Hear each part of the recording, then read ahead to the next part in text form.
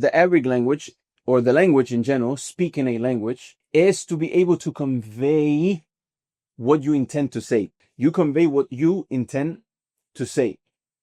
So this means that for somebody who's a perfectionist like me, for example, one problem that I had when I was learning the Arabic language is that in the beginning, you want to say everything correctly.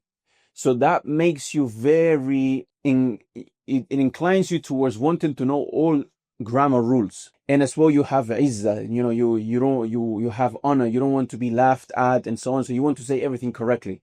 So what happens is that for long months, sometimes even years, you are so stuck in the rules. But the purpose of the language is to convey a meaning.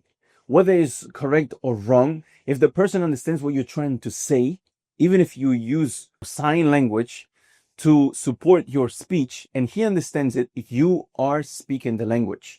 You might not be 100% fluent, but you are speaking the language. And this is why Andalus Institute, I say that after 14 lessons, students are speaking the Arabic language because they are fully relying on Arabic.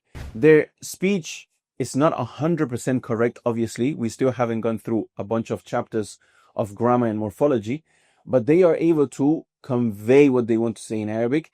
And then they are able to, if they don't understand something is being taught to them, they are able to ask in Arabic, what does this mean? If you're interested into actually learning more about the structure and how it works and the nitty-gritties that I haven't gone over here, go to the first link in the description. It's going to bring you to our website, Andalus Institute.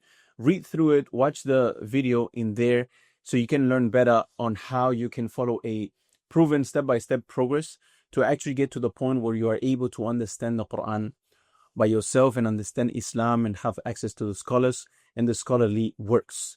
Wassalamu alaikum wa rahmatullahi wa barakatuh.